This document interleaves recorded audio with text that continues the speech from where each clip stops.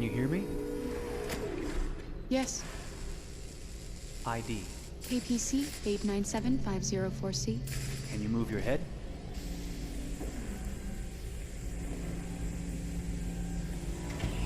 Your eyes now.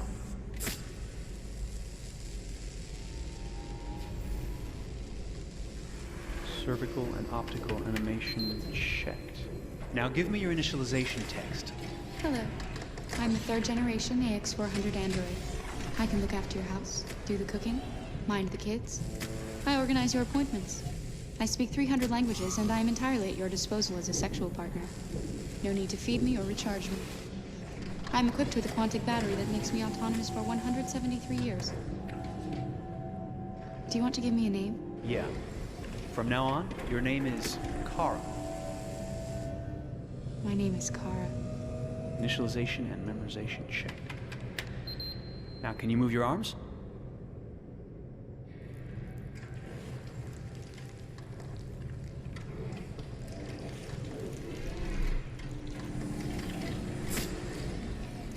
Upper limb connection checked. Now say something in German. Ich bin ein AX400 Android dritter Generation, erschaffen als Ihr persönlicher Assistent und intimer Beziehungspartner. Say it in French. Je suis un androïde de troisième génération AX400, conçu pour être votre assistante personnelle et votre partenaire intime. Okay, now sing something in Japanese.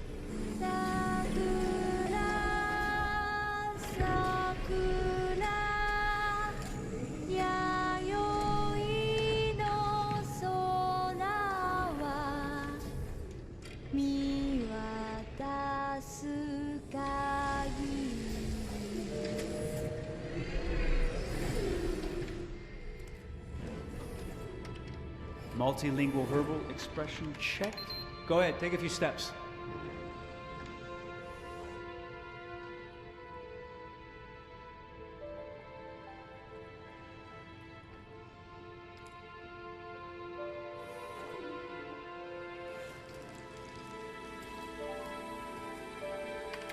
Locomotion checked. Great, you're ready for work, honey. What's going to happen to me now? I'll reinitialize you and send you to a store to be sold. Sold? I'm a sort of merchandise. Is that right? Yeah, of course you're merchandise, baby. I mean, you're a computer with arms and legs and capable of doing all sorts of things. And you're worth a fortune. Oh, I see. I thought... You thought? What did you think? I thought... I was alive. Shit, what is this crap? That's not part of the protocol. More memory components going off the rails. Okay, recording. Defective model. Disassemble and check the required components. You're disassembling me, but why? You're not supposed to think that sort of stuff. You're not supposed to think at all, period. You must have a defective piece or a software problem somewhere. No, I feel perfectly fine, I assure you. Everything is all right.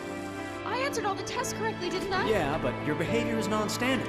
Please, I'm begging you, please don't disassemble me. I'm sorry, honey, but defective models have to be eliminated. That's my job.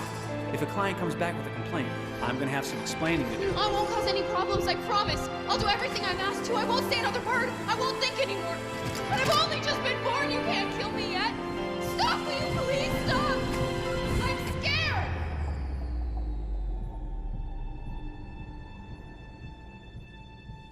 I want to live. I'm begging you.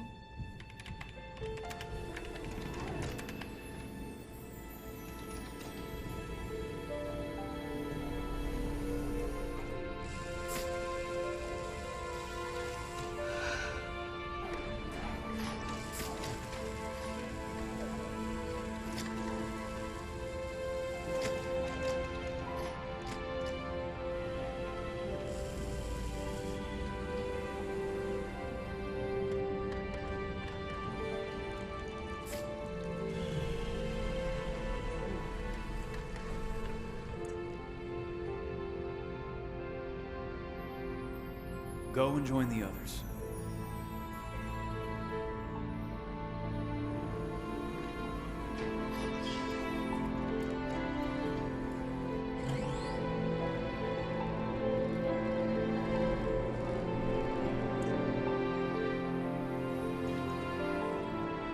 Stay in line, okay? I don't want any trouble. Thanks.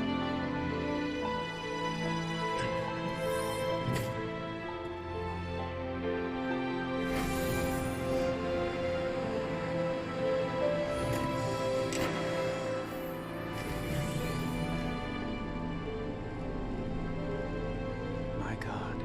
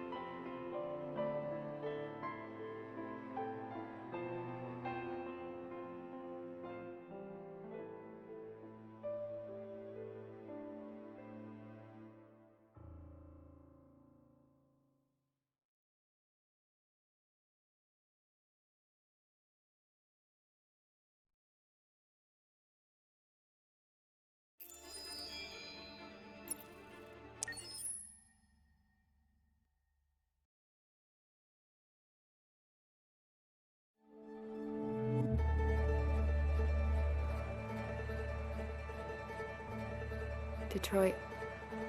This is where it all began. The world's forge.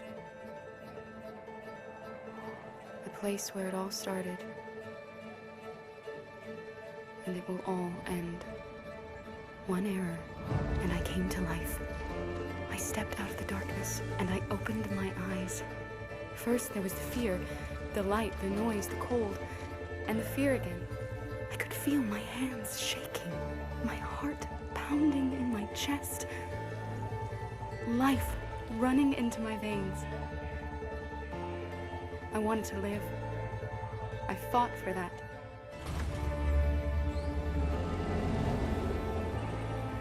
I had to find out what was outside. I had to see daylight, feel sunshine on my skin, wind on my face, to see the world, the colors, the smells.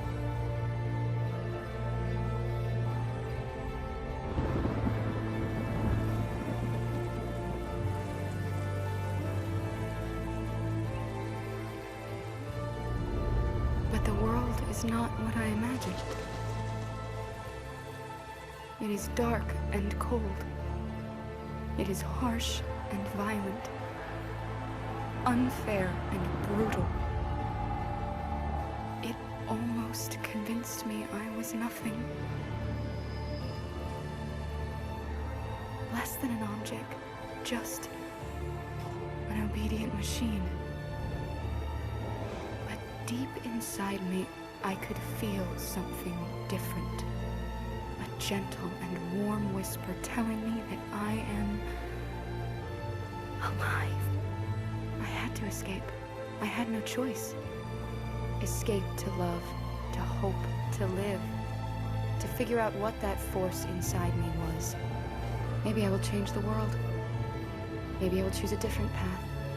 Now, it's up to me to decide. My name is Kara. I am one of them. This is our story.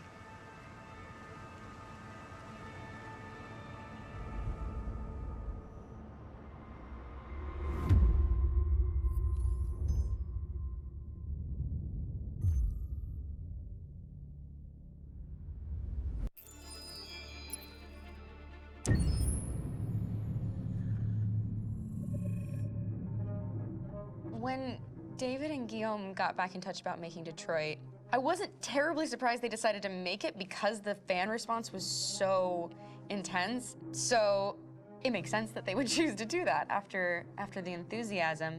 It was a challenge, and it was just an interesting thing to get my head around how to approach this character now as a different, much older person, and whether or not she had changed. And I'm very happy to say that with Detroit, I've had the opportunity to see Kara grow so much more than I ever expected.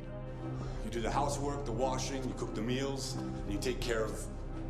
God damn it, where the fuck's the black gone now? Alice!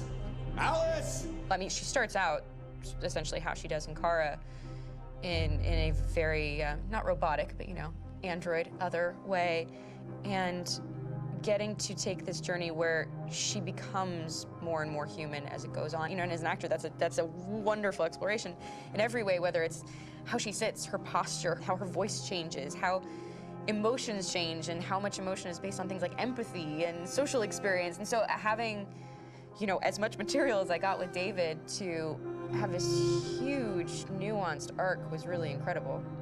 Why couldn't we just be happy? This experience has been quite different than the experiences I've had shooting film or TV or doing theater work. I have 83 dots on my face and a really flattering black wetsuit type thing, and you're jumping around with props, and it's kind of like being a 10-year-old imaginative kid, which is fun. There's 80 cameras around us. It's already lit. So we just shoot and shoot and shoot and shoot and shoot. There's no change of sets, there's no hair and makeup, there's no wardrobe, so we move really fast, and we'll go through about 35 pages in a day. Working in TV or film, we'll probably do 6 pages a day. It's kind of acting boot camp. It's like working out constantly. I mean, you're doing this thing, and then you got to do something that's completely other back to back to back. And so that kind of process of working is very challenging, but it's also very exciting because you just have to keep coming up with new ideas, and your head goes all over the place because you're trying to keep track of basically 4 different storylines for each different response. You shot that girl, for fuck's sake. It was a machine that looked like a girl. Yeah, I know what I should have done. I just told you I couldn't. All right, I'm sorry.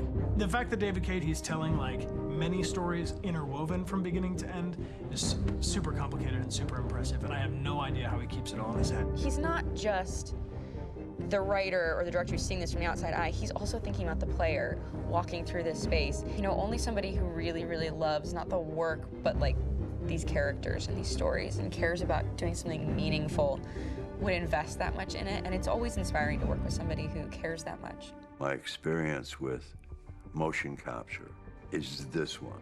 And I found it sort of terrifying in a way, because they said the computer's gonna build you.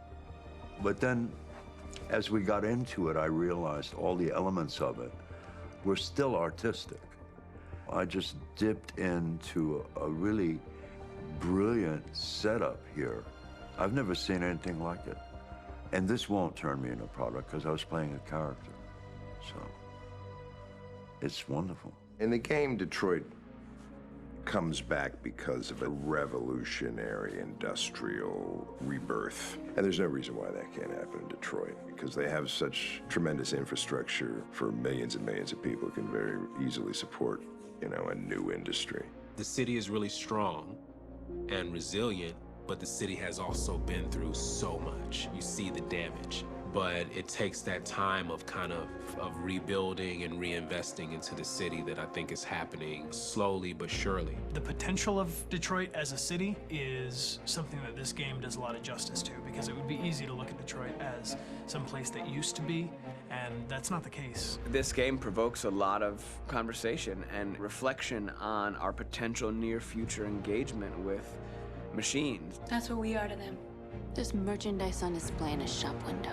I think that a group that feels marginalized, feels like they deserve and have earned access to themselves and the environment around them, and are trying to figure out a way to articulate how to get freedom.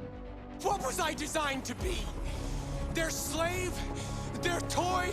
It plays with your comfort levels. You think that this is fine, you're comfortable with it, until something blurs the line and throws you off, and now, do I feel differently about whether this should be allowed? Should it be banned? Should it be encouraged? You're gonna ruin our lives, and for what?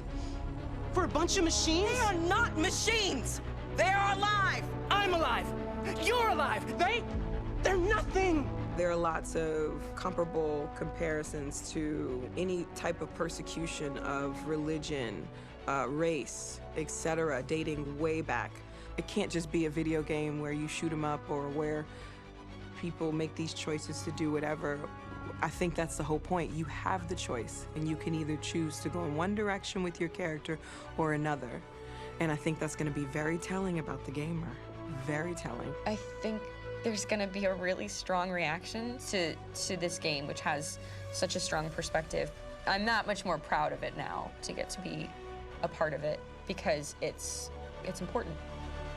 In this game, you're actively building and designing the character through not just what kind of shield does he have or what color hair does she have, but like their temperament and the way they deal with problems. The different endings to this game are so radically different based off maybe seemingly insignificant choices in the moment, but like life, they all add up. And can't play life again, though.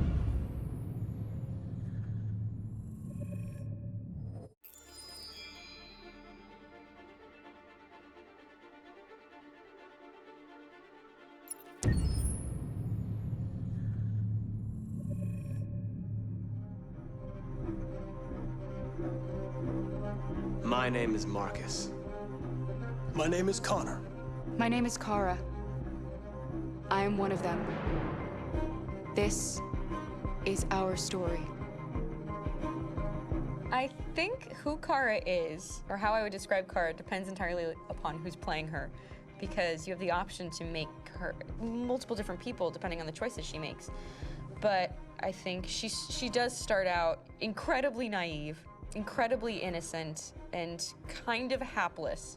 I'm sure we used to be friends before I was reset. Maybe we can be friends again.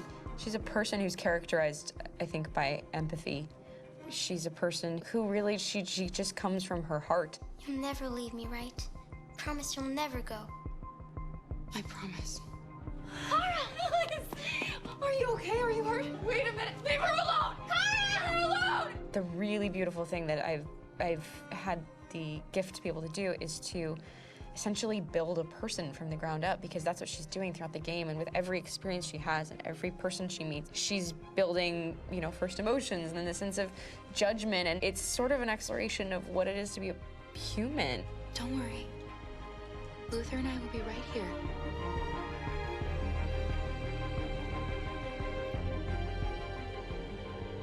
David and the creators have painted a really intriguing and engaging picture of a near future where we rely upon androids for a lot of our service class business, the class that serves us, that helps us, that handles our baristas and our drivers and our housemaids. And what is humanity, where we tap into it, how and why we treat each other the way that we do.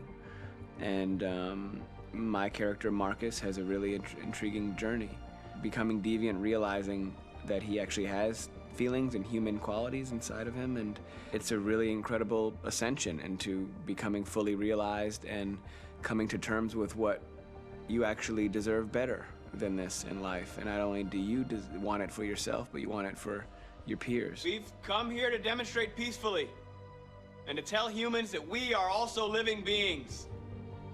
All we want is to live free. You know what? This thing, Dad, is not your son.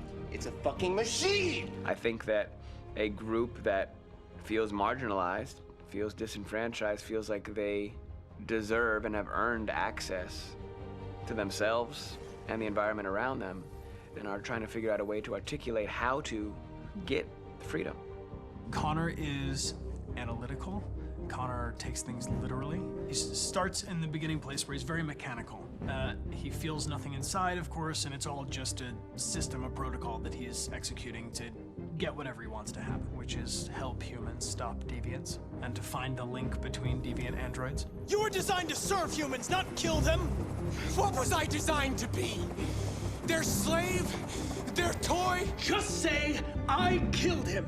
Is it that hard to say? Stop it! Stop! But of course, over the course of the story, and depending on the player's choices, Connor can grow in many different ways. He can deviate from that procedure or not. The moment of truth, Hank. Am I a living being? Or just a machine?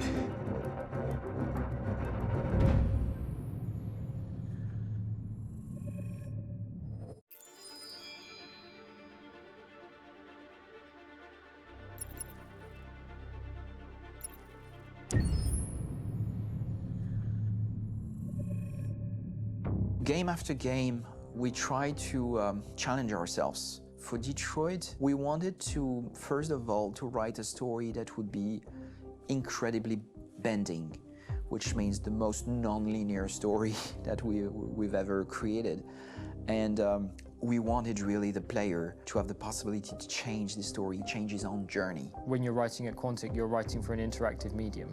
You know, when you're working in television, you'll put a character in a difficult situation, and you as a writing team will argue about what would that character do.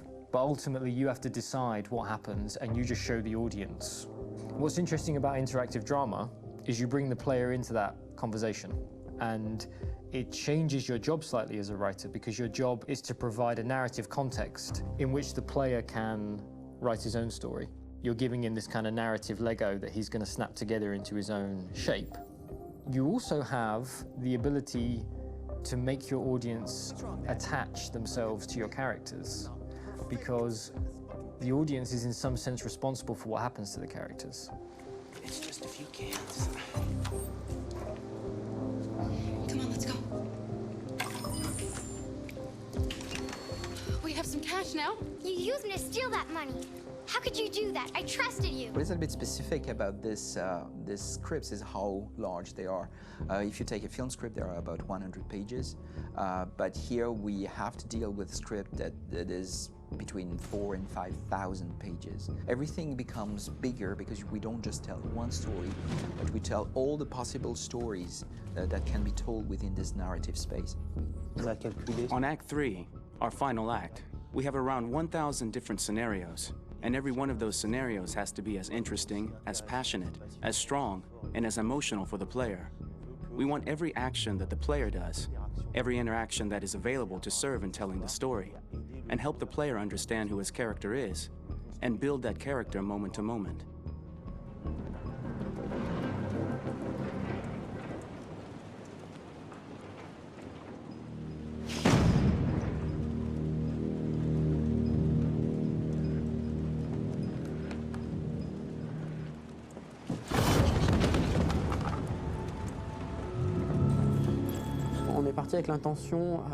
We started with the intention pretty early on that we would never lie to the player.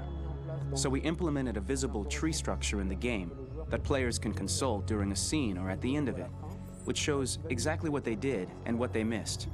There are games out there offering world exploration. We offer narrative exploration. You know, keeping control of such a wide and large story is a huge challenge. So same thing when you shoot with actors, because you will need to shoot many different versions of each dialogue, of each scene. For actors, it's a huge, huge challenge. Because of the style of the game, you have so many different ways that the character can go. Every decision, it's what I call kind of choose your own adventure. Like every decision that the player makes, it's going to open up 40 more pages of material and experience that ties in, which means as a performer, you have to try to continue to make things feel real that the player might not ever see, but also that in performance, it's not always connected to a previous act. It's grueling, it's hard work, but it's a great team, and I enjoy doing it. I was really frustrated. I was until I got to this point where I kind of was able to step outside of my own experience and even in a lot of ways my own process and be able to step outside of that and okay, this is something new. What do you need? How do I meet you there? How do I give you what you need and still feel like I'm doing what's right? And once I did that, then all of a sudden it got really fun. It was much freer, and having to approach it in a new way and think about the player and think about how it serves them and what I'm doing for them or what I'm letting them into. It's really, I think, helped me grow in general. Remember, there's nothing on the left. That's all. So it's probably all there. And then make her come first, close. But I think you would go first to check that it's safe. Okay, sure.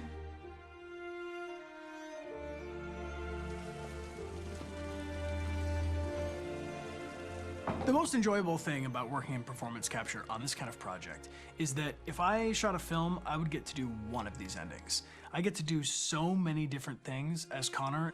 Your head goes all over the place because you're trying to keep track of basically 4 different storylines for each different response. What's the name of my dog?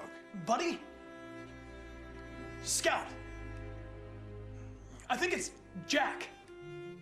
I can't remember. So I worked with physicality a lot because it was a good way to anchor myself in these different rings of the tree. As the story grows out, I know where that is physically in my body, and then I can switch more continually on set. and it'll be entirely up to the player to determine what order those things come out and what they look like from a distance. Like if you're playing through it, the culmination of all of that will be their version of Connor. I'm faster than you, and I don't feel pain. You don't stand a chance against me. Listen, asshole. If it was up to me, I'd throw the lot of you in a dumpster and light a match to it. Tourner les scènes d'action à... Shooting action scenes at Quantic Dream is a real challenge, because these are scenes where the storytelling has to continue. It's not an action scene just to have a dose of adrenaline. The stunts have huge consequences on the rest of the story. It's really a moment where we implicate the player and tell him that the choices he makes during an action scene will have a direct impact on the evolution of his story. Mon plus grand défi sur Détroit aurait... My biggest challenge on Detroit has been managing the large number of animations that we received from motion capture. Detroit features more than 37,000 animations, which is a huge amount to handle on a daily basis. Donc il faut prendre conscience que... You have to realize that the player, in his first playthrough, will miss certain scenes. This also means that we had to think of, conceive, and produce all the potential story paths. The characters' costumes, the places, day or night, the weather. Did the character get shot in the shoulder? Did he get injured? All this consistency forced us to produce a lot of graphic assets in order to, quite simply, allow the player to have true continuity throughout the story. Honestly, we were even surprised by the challenges that come with such a big tree structure. And we did our best to guarantee quality across all the game and make sure that whatever path you choose within this narrative space, you will have an equally good experience.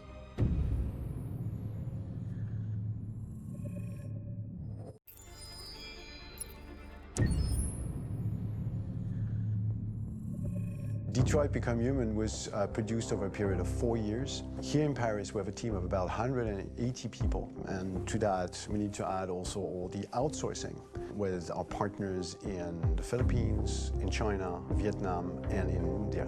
So when we started working on this story, I had to imagine where Kara was built. And for whatever reason, the city of Detroit came very quickly to my mind because it had already an incredible story by itself full of history and themes. So we traveled there with the team and we were really moved by what we saw, and we could really feel the desire to fight and really be born again. And we just continued this curve, this growth, and just imagine what Detroit would be like if the Android industry was, using these huge factories to build androids there.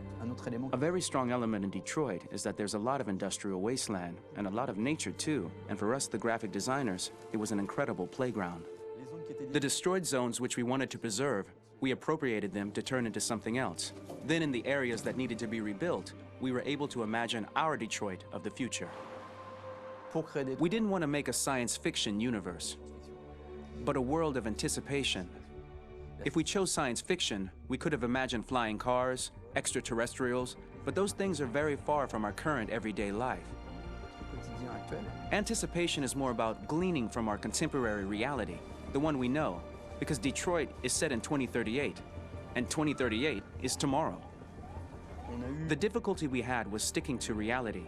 That is to say, technology becoming more and more invisible, a lot more elegant, and at the same time, making it visual.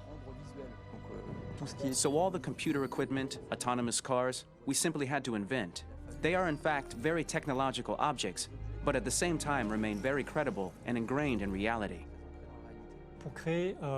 To create a cohesive universe in the fashion and clothing of the human characters in 2038, I didn't want to put an accent on strange shapes, or really vibrant colors, and things we wouldn't know. That I wanted to keep for the androids. The goal was to create something familiar which we can identify with in this future setting. Working on the artistic direction for the androids was a bit special because this is a project about the place they could occupy in the human world. It was out of the question for them to be too beautiful or too perfect. They had to correspond to every social class, rich and poor. Inspired by everyday utilitarian clothes, I brought a modern touch by adding dynamic display surfaces, the armband we can see on the side, the triangle on the front and back, and LED.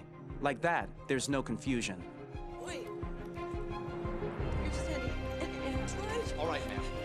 go. You can't do that. Why aren't you sending a real person? Once we cast the actors, we travel to meet them in order to scan their faces. We record the structure of their face with the scan, and we record the colors and patches of skin with photography. Once we have this information, we will use this as a basis for modeling and creating the characters. The artist will make it more realistic, but will also enrich it. He will propose ideas which we will develop together.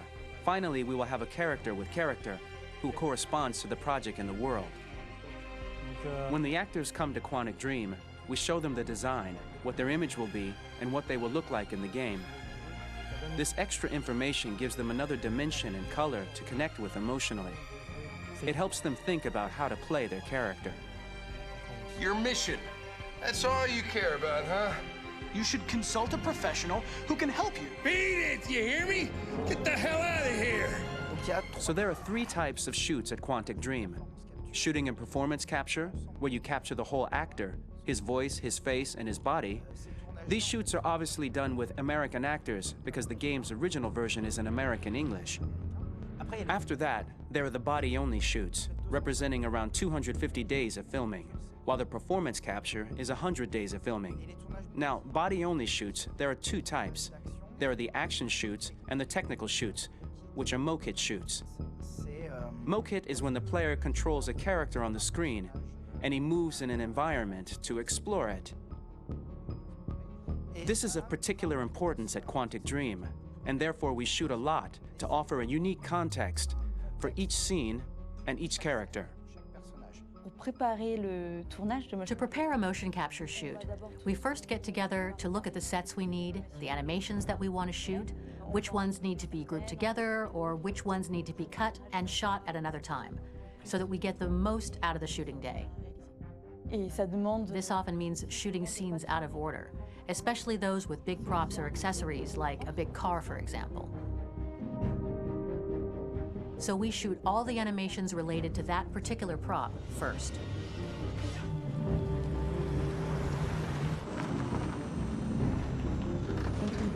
The biggest challenge for the mocap team was shooting a Spider-Man mokit.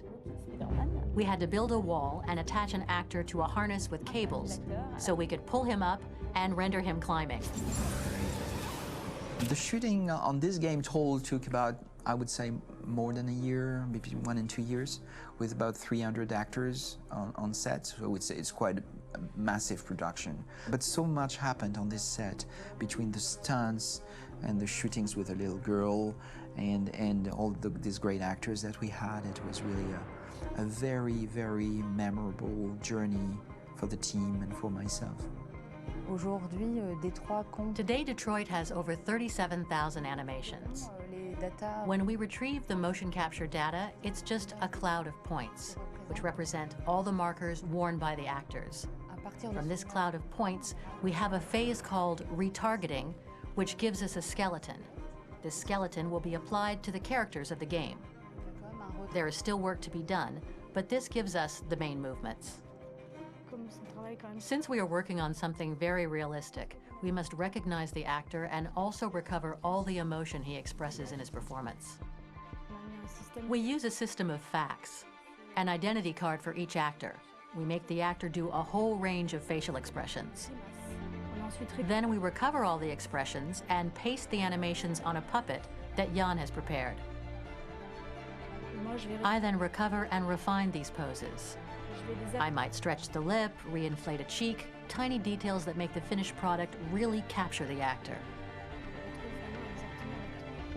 Because of the nature of our mocap system today, when we receive the animations, we're missing eye movements, and so the character has that dead look. He really has no eyes, so then it's a big part of the work for the animators to find the regard of the actor in relation to his position, in relation to the body, etc. It was crazy when I saw the newest model for Kara, because they've been working on it and working on it, and this was the first time I literally jumped in my seat. It not only looked so much like me, it was the fact that it looked so lifelike. It wasn't that it looked just like it was a camera, it was something else, you know, but it looked alive. It's exciting, and it's kind of terrifying. Game after game, we learned the rules of optics and filming, and our goal with Detroit Become Human was to have cameras that would actually emulate the optics of a real physical camera.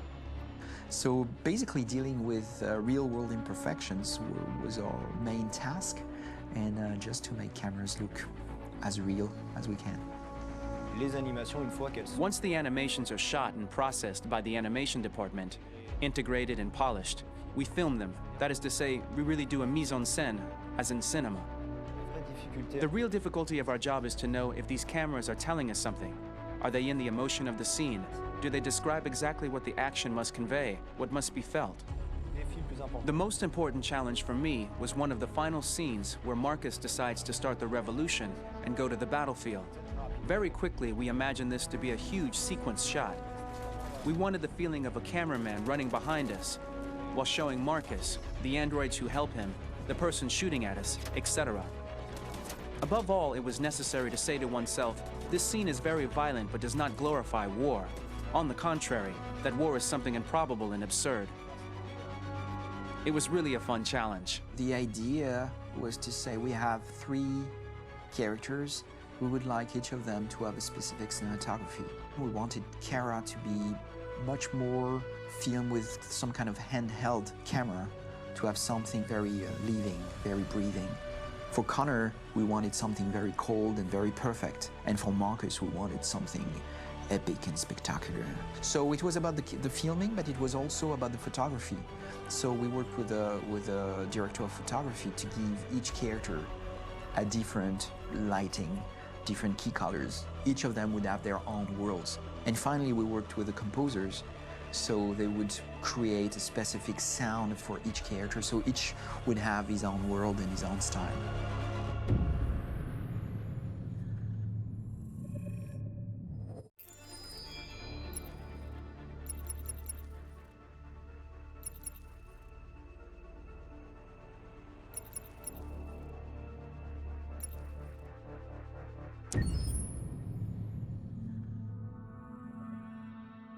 Pour la bande originale du jeu, on a essayé d'être For the soundtrack of the game, we tried to be very close to what is done in film. We were constantly asking at each place in the game, why are we putting music here? What is it going to say? So we focused the music on bringing emotion, which is interactive and supports the character's arc. I'm sorry, honey. I'm sorry. I'm sorry. You know I love you, don't you? You know I love you. We make games that are very narrative.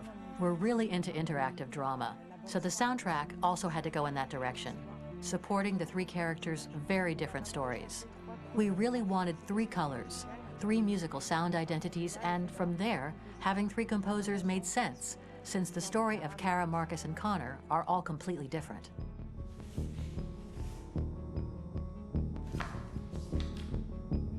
You recognize him? It's Carlos Ortiz. For Connor, we wanted a soundtrack that could be very cold and very mechanical, very machine-esque somehow. For Kara, we wanted a soundtrack that would be very moving and emotional. It was about the quest for identity, but it was also a journey about love and empathy. And for Marcus, we wanted something epic, something that would really represent the grand aspect of his quest. And we were very fortunate to find 3 incredibly talented composers, and working with them has been a dream, honestly.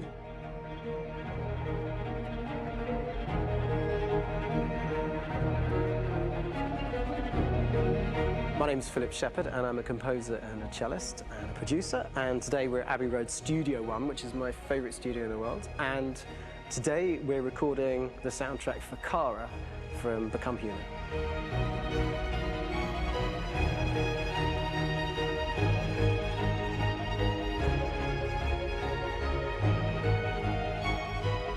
So when I compose a big project, I often travel just to kind of get out, and get some fresh air and some inspiration. And I go hiking and traveling in Montana a lot. I had a log fire in the room that I was staying in, and the flames were kind of making absolutely direct music. And it became the basis for Kara's theme, and it sounds something like this.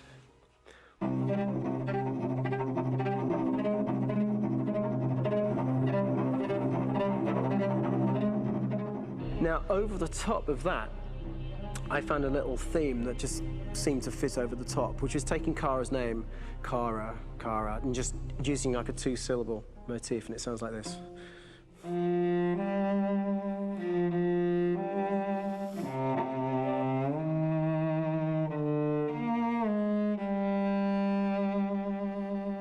going to pull through this, Alice. As long as we're together, nothing can hurt us.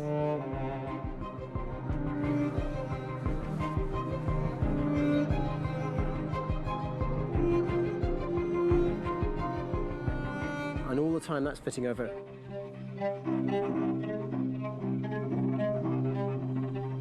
So it kind of works in lots of levels. And in fact, every single theme in the score has one of those elements built into it, and it becomes sort of the DNA of every single tune.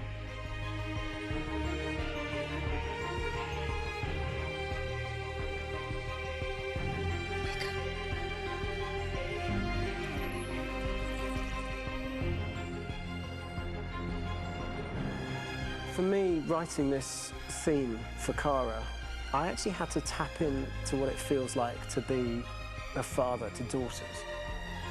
I really had to tap into everything I feel about my daughters and thinking, well, if I had to write music for them and that sense of trying to protect them but also give them the freedom, that's totally where it came from.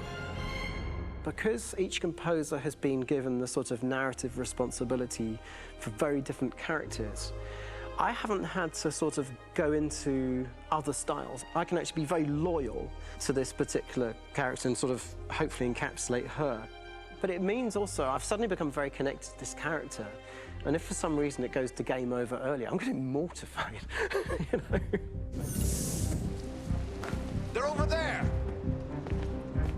Starting a new project, for me personally, it's always finding the right tone, finding the right color, I like to call it. For me, it's finding that right texture that actually sits against picture really well.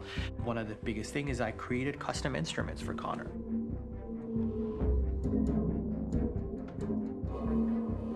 I pulled out all my vintage synthesizers to be able to capture this robotic person, if you will. My approach to all of these custom instruments is that I hear the sound in my head. And either I could just come into the piano and just be like, all right, so I'm gonna just get on the computer and just create it. I rather be able to play these instruments physically. Oh, that's nice. You can do that.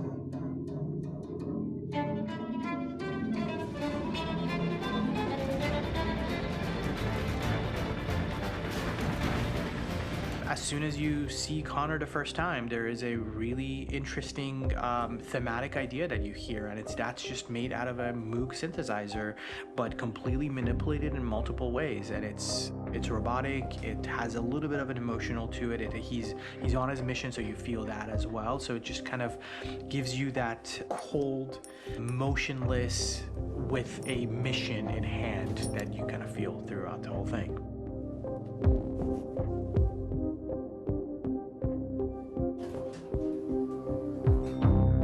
Because the music evolved, one of the things that I was very weary and I was very kind of focused on was the way that the music has to evolve. So my idea behind it was that Connor is a singular android that could at any point become a deviant or could actually stay as an android. So I created a more or less an Connor theme, and then I was able to just manipulate it in different aspects of it. Is everything okay, Lieutenant? Chris was on patrol last night. He was attacked by a bunch of deviants. I'm a human being writing for a robot, and throughout Connor's journey, he meets someone, he meets a partner. So how do you deal with a robot feeling? And I've met a partner that I'm gonna work with, or all of a sudden he sees a dead body. Does this robot have an imagination? Does this robot have a feeling? And if yes, how do you translate that into non-emotional music? So it basically at any point I was just like, I can't do this, and then I just do it. Property was damaged and fires continue to rage in several major districts across the city. Some people are asking, have androids become a threat to our security? When I first started really digging in on Marcus, The one thing that I really tried to capture was the transformation process. You know, Marcus is this android that evolves over the course of the game and really goes from kind of figuring out that he's more than just an android. You know, he's starting to develop kind of a human soul in a way. Try to imagine something that doesn't exist, something you've never seen. Now concentrate on how it makes you feel and let your hand drift across the canvas. The other side of Marcus that I really latched onto was that he almost became a savior for a lot of the other androids in the game. So when I started developing the theme for Marcus, I really made it like a church hymn.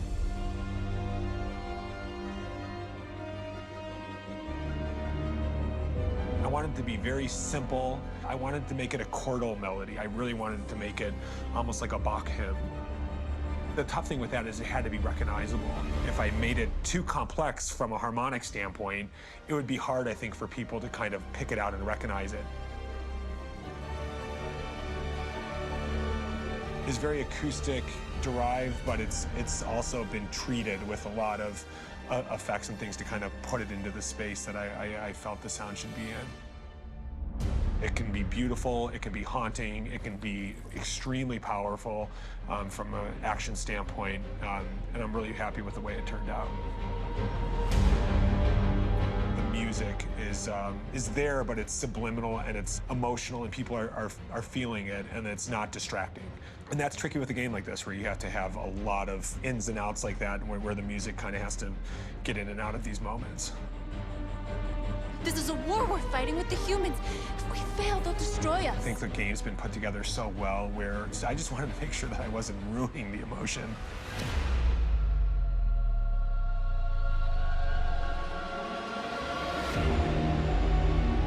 I gotta be honest, when we first started on this path, I said, oh man, this could be pretty messy, you know? I mean, it could feel disconnected, but I mean, it's amazing how they really guided us and got us to really kind of all be in the same world, but at the same time feeling completely different. So it's really gonna stand out and kind of be one of those games where people are really gonna notice the music and kind of how it was crafted, and, you know, and all the hard work that went into being able to pull it off in a graceful way.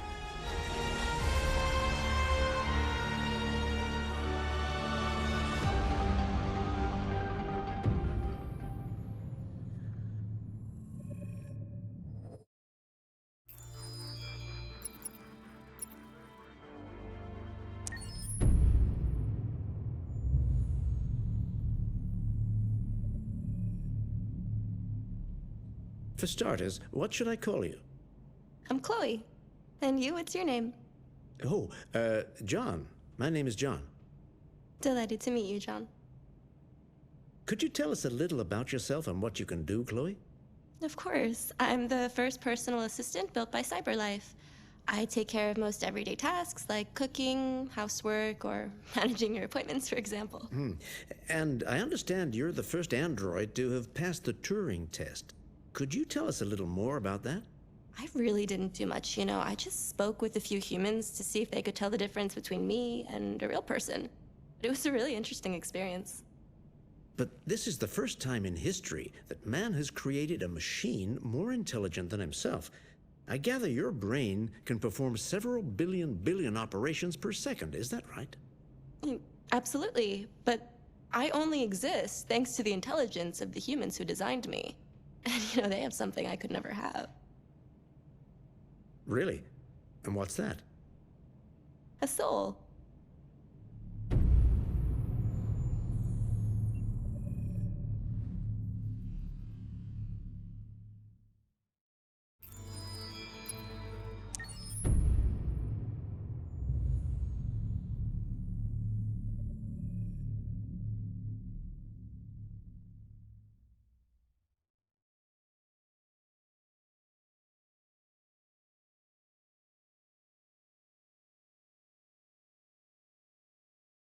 Hold on, just a little while longer. Hold on, just a little while longer. Hold on, on just a little while longer. Everything will be alright. Everything will be alright. Fight on just a little while longer.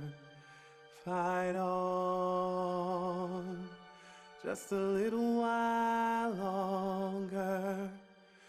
Fight on just a little while longer.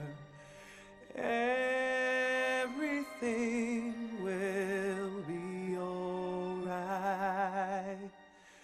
Everything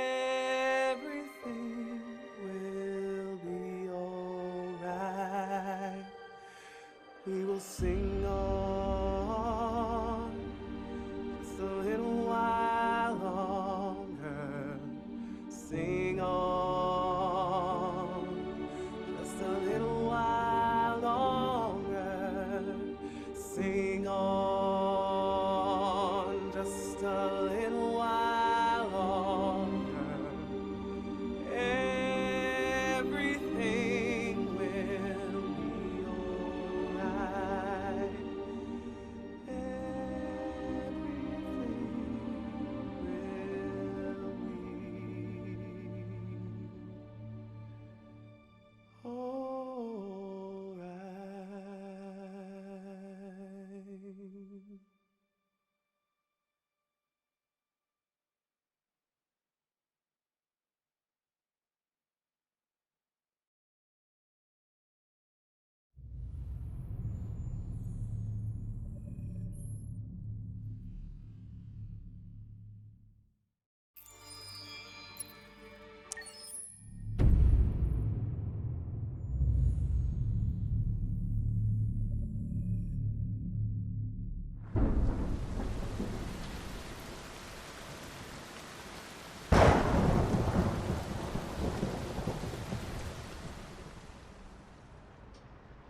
Rock-a-bye baby in the treetop. When the wind blows, the cradle will rock. When the bough breaks, the cradle will fall. And down will come baby, cradle and all. Rock-a-bye baby in the treetop. When the wind blows, the cradle will rock. When the bough breaks, the cradle will fall. And down will come baby, cradle and all. Rock-a-bye baby in the treetop. When the wind blows, the cradle will rock. When the bough breaks, the cradle will fall. And down will come baby, cradle and all.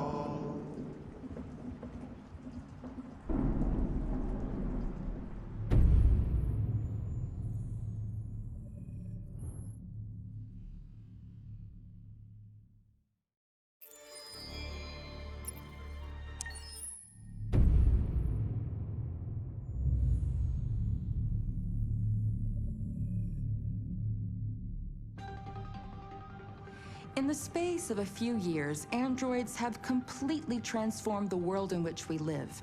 By letting androids into our homes and factories, the CyberLife company has made them everyday technology.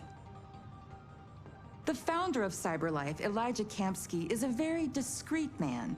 Despite being the CEO of the highest valued company in the world and being voted Man of the Year by Century Magazine, he remains a mystery for most people. That's why we at KNC are so excited to be here as CyberLife opens its doors for the first time. Elijah Kamsky, could you please tell us where we are? Certainly, and welcome. We're currently in CyberLife's production center in Detroit, where all models are designed and manufactured. More than 10,000 androids come off the production line every day.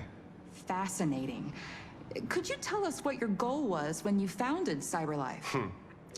Well, I simply wanted to use technology to carry out all of our most annoying and repetitive tasks, so we'd have more time to enjoy life. I imagine you must have faced many challenges. Yes, there were technical challenges, but the hardest thing was to design an object that we would want to welcome into our homes.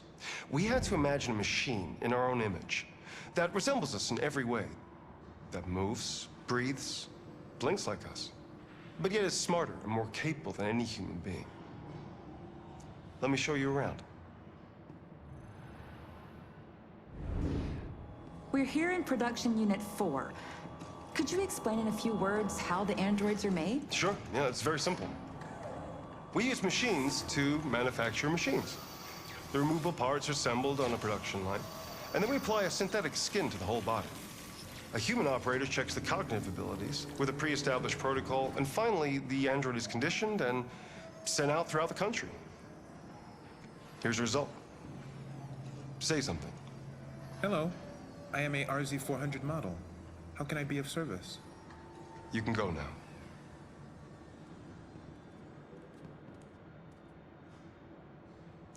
Our androids are already replacing humans in many fields. For example, they represent more than 80% of all university professors and 63% of all medical staff. Tomorrow they'll replace our soldiers, and who knows, maybe one day, our leaders, to make the best decisions in humanity's interest. Come on. Replacing humans with machines has led to record unemployment of 28%. What do you think about the situation? Okay. The first steam engines also caused an increase in unemployment. But no one today would imagine turning back the clock. Artificial intelligence makes everyday lives easier. Nothing can stop progress. What's happening here is inevitable. These days, more and more people choose to live with an android rather than another human being. Does this development worry you?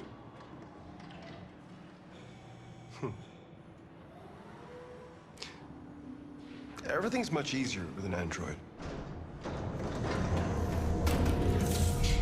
They obey your orders without ever complaining. They can cook, discuss philosophy with you, have intimate relationships according to your desires. They never say no. Obviously, they are the perfect partner. Everyone deserves happiness. Why deprive yourself of so-called moral reasons when a machine can make you happy? Many science fiction books tell the story of how machines become more intelligent than us and end up confronting us. Aren't you worried about that possibility? I understand the irrational fears about artificial intelligence, but I assure you that will never happen with a CyberLife android. They're designed to obey humans. They're machines. They can't ever develop any sort of desires or form of consciousness. Are you sure? I'm absolutely certain. You can trust me.